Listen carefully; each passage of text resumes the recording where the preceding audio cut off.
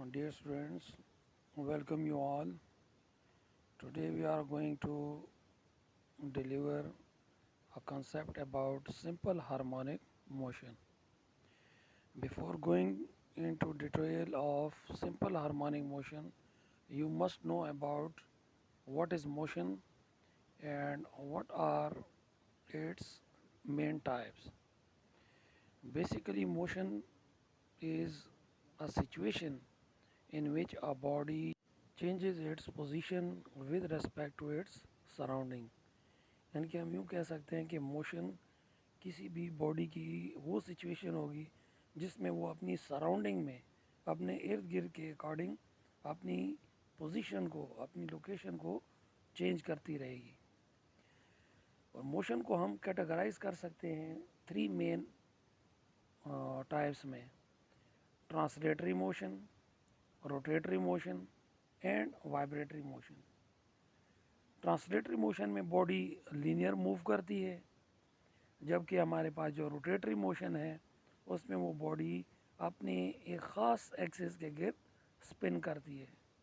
जबकि जो vibratory motion है इसमें बॉडी अपनी मेन पोजीशन के इर्द गिर्द वो या तो फॉरवर्ड बैकवर्ड मोशन करती है या अपवर्ड डाउनवर्ड मोशन करती है, या दूसरे लफ्ज़ों में कहें कि किसी भी तरीके से वो अपनी मेन पोजीशन के सराउंडिंग में वो मूव करना शुरू कर देगी। यही वजह है कि हमारे पास ये मेन थ्री टाइप्स बन जाती हैं।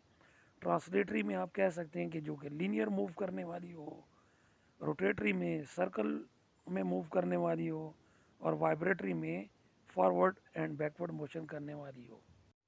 And now we come to simple harmonic motion. Simple harmonic motion is a special kind of a vibratory or oscillatory motion in which a body have a situation like a restoring force is proportional to the displacement from its equilibrium position. इस motion को समझने के लिए हम एक diagram का सहारा ले लेते हैं कि अगर एक बाउल ले लिया जाए और उसमें हम एक बॉल को वहाँ पर रख दें और इस तरह हम बॉल को रोल कराएं कि वो उसकी ओपन एंड या जो उसकी टॉप वाली पोजीशन है वहाँ से उसको रोल किया जाए, तो वहाँ से जैसे ही रोल करेंगे तो बेसिकली उस बॉल का जो वेट होगा वो रिस्टोरिंग फोर्स के तौर पर एक्ट करेगा, and that restoring force will bring that ball to its equilibrium और मीन पोजीशन, यानी कि उसके जो बॉटम में है, बॉटम में मिड पॉइंट तक वो लाने की कोशिश करेगी। और जैसे ही वो मीन पोजीशन तक पहुंचेगी या इक्विलिब्रियम पोजीशन तक पहुंचेगी तो उसके अंदर इनर्शिया बिल्डअप होगा और उस इनर्शिया के असर में यही बॉल फिर नेक्स्ट हायर पोजीशन तक पहुंच जाएगी। तो नेक्स्ट हायर पोजीशन पर पहुंचने के बाद ये दोबारा उसी के अंदर रिस्टोरिंग फोर्स दोबारा स्टोर हो जाएगी, and that will continue its motion about it's mean position and between two extreme positions. अब अगर आप इस डायग्राम में देखें तो हमारे पास राइट साइड पर भी जहाँ पर पॉइंट ऑफ कांटेक्ट मेंशन किया हुआ है इस डायरेक्शन से वो रोल करना शुरू करेगी, और लेफ़्ट साइड पर अगर देखें तो वो भी उसी तरह की सेम सिचुएशन प्रोड्यूस होगी। और यही वजह है कि यहाँ पर जो बॉल की मोशन है वो इन्हीं दो लोकेशंस में मूवमेंट करती रहेगी। So now it is clear from this diagram that a restoring force is directly proportional to the negative of displacement from its mean position, यानी कि mean position से extreme तक जो distance हमें represent हो रहा है वो displacement कहलाता है। और यहाँ पर नेगेटिव साइन इसलिए आया है क्योंकि ये जो बॉल की मूवमेंट है वो एक्सट्रीम पोजीशन से मीन पोजीशन की तरफ जाएगी, तो ये हमेशा रिस्टोरिंग फोर्स के साथ हमारे पास नेगेटिव साइन लिखा जाएगा अलोंग विद डिस्प्लेसमेंट। फिर अगर हम इसी सिचुएशन के मुताबिक देखें कि जैसे ही हमने बॉल को एक्सट्रीम पोजीशन से अलाउ किया to move towards equilibrium position, तो उतनी ही तेज़ी से वो नीचे की तरफ आना शुरू कर देती है। It means that acceleration produced in this body that will be also directly proportional to the displacement from mean position, and similarly we can say that this acceleration will be directed towards the mean position. यही वजह है कि हम इसमें इस relation को acceleration और displacement को रिलेट करने के लिए हम लिख सकते हैं कि a is proportional to minus x. तो यही हमारे पास इसकी एक्सेलरेशन को भी और रिस्टोरिंग फोर्स दोनों को एक्सप्लेन कर रही है। यही वजह है कि हम कह सकते हैं कि सिंपल हार्मोनिक मोशन वो मोशन कहलाएगी जो दोनों कंडीशंस को फुलफिल करे। Number one, the restoring force is directly proportional to the displacement, and the second one, acceleration produced in a body is also directly proportional to the displacement from mean position. Okay, now we uh, proceed to the motion of mass attached to a spring. यानी कि यहाँ पर हम एक ऐसे system को consider कर लेते हैं कि जो कि सिंपल हार्मोनिक मोशन को एक्सप्लेन करने में मदद देता है। तो इसमें हमने mass attach to the spring, या दूसरे लफ्ज़ों में कहेंगे मास स्प्रिंग सिस्टम को कंसिडर कर लेते हैं। Let us consider a block of mass m whose one end is attached with one end of a spring while the other end of a spring is attached with a rigid support. कि जो भी block है इसको आपने पहले उसके spring के एक एंड के साथ कनेक्ट कर देना है, जबकि जो दूसरा एंड है स्प्रिंग का उसको आपने एक ऐसी जगह के साथ जो कि रिजिड हो, सख्त हो, उसके साथ आपने अटैच कर देना है। फिर हमने उसकी इनिशियली पोजीशन को चेक कर लेना है जहाँ पर वो ब्लॉक रेस्ट में है। Then we stretch this spring to the right, उनकी राइट साइड की तरफ आप उसको स्ट्रेच करेंगे according to applied force by which a restoring force will be produced in a spring. और जैसे ही हम उस मास को लीव करेंगे, रिलीज़ करेंगे, then it will start its motion towards its mean position, जो कि यहाँ पर डॉटेड लाइन से बिल्कुल वर्टिकली शो किया गया है, उसकी तरफ वो मूव करेगा। और जैसे ही उस पॉइंट को इक्विलिब्रियम पोजीशन या मीन पोजीशन को क्रॉस करेगा, then according to the inertia that mass will move towards left, and as a result the number of turns of a spring get close to each other. पहले case में ये था कि वहाँ पर number of turns बढ़ गई थी, लेकिन यहाँ पर नंबर ऑफ टर्न्स क्लोज हो गई।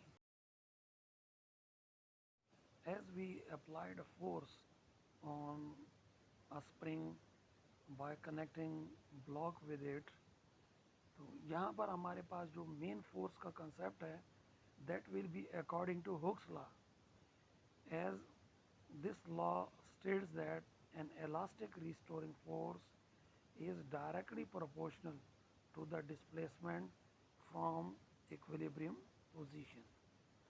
तो यहाँ पर हम लिख सकते हैं रिस्टोरिंग फोर्स को FRES से रिप्रेजेंट कर लेते हैं, then proportional sign and minus x. When this proportional sign change into equality, there become a constant k, जिसको हम spring constant भी कह सकते हैं। That's why restoring force in the form of equation can be written as the product of spring constant k and displacement x. फिर हमारे पास यहाँ पर जो k as a spring constant आया है, it will represents the stiffness of spring, यानी कि वो ये बताता है कि कोई स्प्रिंग कितनी उसके अंदर स्टिफनेस है, कितनी उसमें स्टेबिलिटी डेवलप होगी, ताकि जो है ना वो बॉडी को जो उसके साथ अटैच है उसको अपनी तरफ या अपनी ओरिजिनल पोजीशन की तरफ लाने की कोशिश करे। So in this way we can easily write it in the form of equation. फिर जैसे ही हमने इस मास को रिलीज कर दिया, then it will follow Newton's second law. और न्यूटन सेकंड लॉ के अकॉर्डिंग हमारे पास कि जो फोर्स किसी बॉडी पर लग रही होती है, it will be equal to the product of mass and acceleration. So in this way we can easily write F restoring force is equal to ma।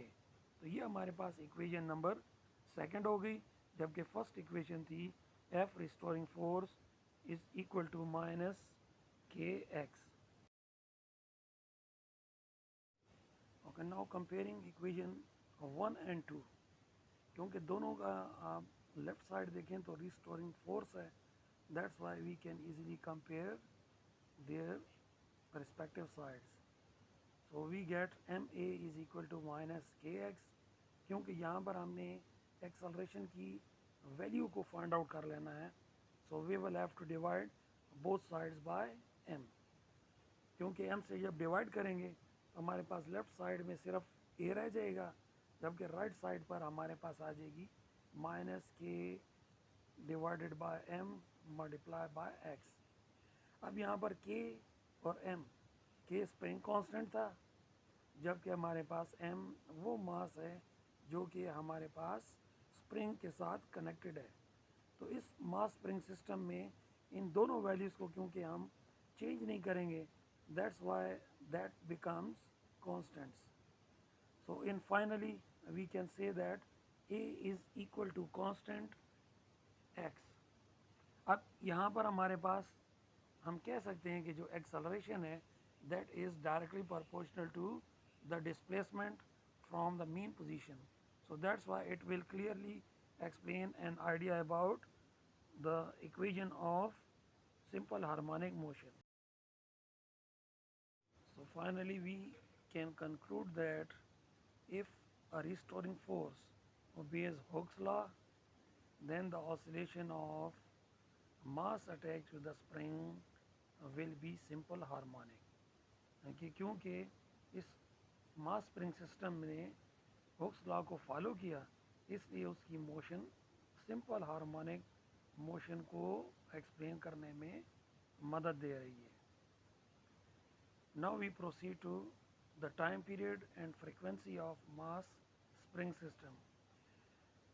Time period को हम कह सकते हैं a time required to complete one vibration, and the frequency will be the number of vibration executed by a mass spring system in a unit time।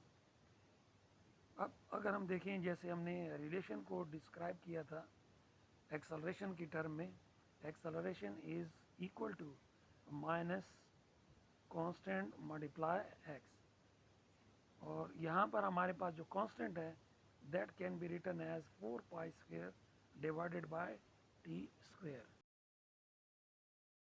Putting value of constant 4 pi square by t square in an equation a is equal to minus constant x, then we will get a is equal to minus 4 pi square divided by t square, और फिर इस whole term को आप x से multiply कर दें। तो इसको यहाँ पर हम इक्वेशन को नाम दे देते हैं, से 1 है। और सेकंड हमने जो डिस्कस किया था मास स्प्रिंग सिस्टम में a is equal to minus k by m multiply by x। तो ये हमारे पास नेक्स्ट इक्वेशन हो गई। अब अगर हम देखें तो दोनों के लेफ्ट साइड में इक्वेशन में a आ रहा है, जबकि राइट साइड पर वैल्यूज़ जो हैं वो चेंज हमारे पास हैं। Now comparing equation 1 and 2, minus k by m x equals to minus 4 pi square by t square into x. अब देखें तो हमारे पास जो नेगेटिव साइन है, जो सिमिलर साइड अगर इनमें देखें तो सेम पैटर्न में हमें नज़र आ रही है। सो नेगेटिव नेगेटिव कैंसिल हो जाएगा, और लेफ़्ट साइड पर भी एक्स है, राइट साइड पर भी एक्स है, ये दोनों भी कैंसिल हो जाएंगे। Then we get k by m equals to 4 pi square divided by t square. अगर हम इनको रीअरेंज कर लें, रीअरेंज करने से मुराद ये है कि हमने टाइम पीरियड को फाइंड आउट कर लेना है। तो टी स्क्वेयर को हम लेफ़्ट साइड पर ले आएंगे, जबकि एम को और के को हमने राइट साइड पर शिफ्ट करना है। So t square becomes equal to 4 pi square m divided by k. अब क्योंकि हमने सिंपली टाइम पीरियड को फाइंड आउट करना है, तो हम दोनों साइडों पर स्क्वायर रूट ले लेते हैं। टी स्क्वेयर इसको भी स्क्वायर रूट के अंदर लिखें, 4 पाई स्क्वेयर को सेपरेट कर दें और एम बाई के को भी सेपरेट रूट्स में डाल दें। टी का स्क्वायर रूट जब कैंसिल हो जाएगा, then we will get t 4 pi square, it will becomes 2 pi and then root m by k as it is आ जाएगा। तो फिर हमारे पास जो फाइनल मेन इक्वेशन बनेगी वो आ जाएगी t is equal to 2 pi under root m by k. Now here as mass of a mass attached with the spring and a spring constant remains constant, that's why the time period becomes equal to 2 pi under root m by k। इसमें एक चीज़ note करने की है कि अगर हम spring को change नहीं करते और मास को चेंज करते हैं, उनके मास पहले 1 ग्राम हो और फिर बाद में 4 ग्राम कर दें, तो मास इंक्रीज करने की वजह से टाइम पीरियड इंक्रीज होगा। It means that the time period will vary according to the change of mass. तो मास बढ़ाने से टाइम पीरियड बढ़ जाएगा। इसी तरह अगर हम मास को डिक्रीज कर दें, then the time period will get reduced. तो ये हमारे पास मेन आइडिया है टाइम पीरियड के मेन इक्वेशन को फाइंड आउट करने में। Now to calculate frequency, as frequency is a reciprocal of time period, क्योंकि अगर हम टाइम पीरियड को बढ़ाते हैं तो फ्रीक्वेंसी कम हो जाएगी, यानी कि एक दूसरे की इन्वर्स है। तो यही वजह है कि हम लिख सकते हैं कि f is equal to 1/t, और अगर हम t की वैल्यू पुट कर दें 2 pi under root m by k, then finally we will get an equation f is equal to 1 by 2 pi under root k divided by m.